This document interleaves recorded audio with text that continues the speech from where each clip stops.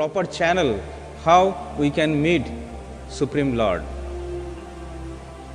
So by doing sadhana and penances, we cannot see the Supreme Personality of Godhead. We have to render pure devotional service under the guidance of a pure devotee. As a result of that, we can meet Krishna. So that is the process. So if we want to serve the Supreme Personality of Godhead, we have to give importance to Guru. We have to be serving under the guidance of the senior devotees.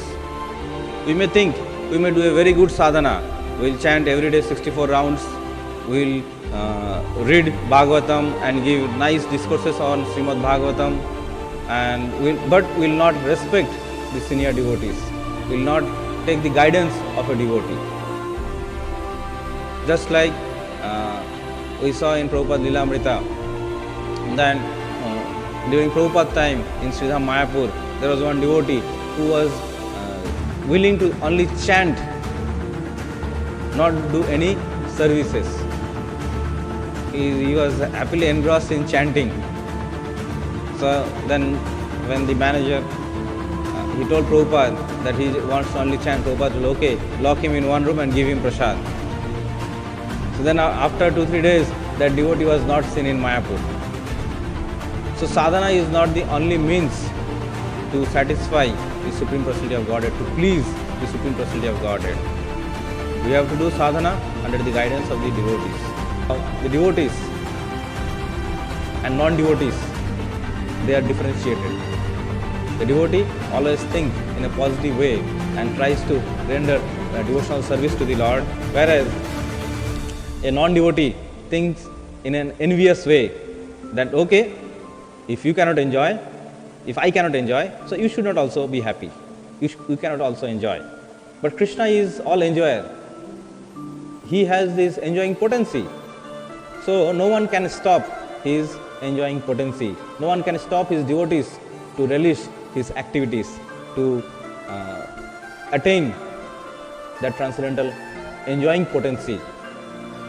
So Krishna takes care of all his devotees who are serving to attain love of Godhead. The Devatas, though they drink Amrita, but still they were fearful of Aghasura. So that fear tendency, though the Devatas, they were situated in a higher platform than the cowherd boys, and they drink nectar. The nectar gives them immortality in material viewpoint. So if they are immortal, then why they should fear? So we see they are fearing a simple Aghasura. But Prabhupada says in Krishna book, then when Aghasur, in thinking of killing the cowherd boys and Krishna and killing the whole people, residents of Vrindavan, because if the children are killed, parents normally die due to the affection towards their child.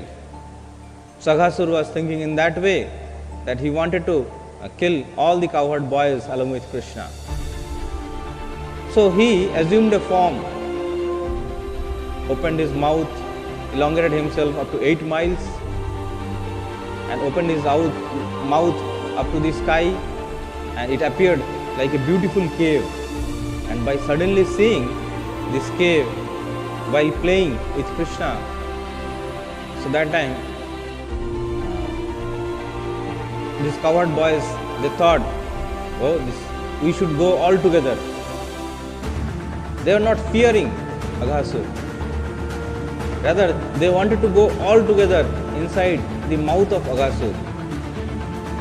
Why? There's one reason. Because they were thinking, Krishna is with us. Krishna has saved us previously from Bakasur, from Putana, from Trinavarta. They were thinking like that. Because Krishna saved them always. So they were having no fear at all. So in Bhagavad Gita also we see Krishna says to Arjuna, Salpamopi asya dharmasya trayote mahato bhayat. If we do little amount of devotional service, then the fear goes away. So Prabhupada says in the purport, what fear goes away?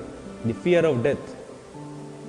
And we see here the opposite. The devatas, they drink nectar and they become immortal, but still they are fearing this Aghasura and they were praying, waiting for the death of Aghasura.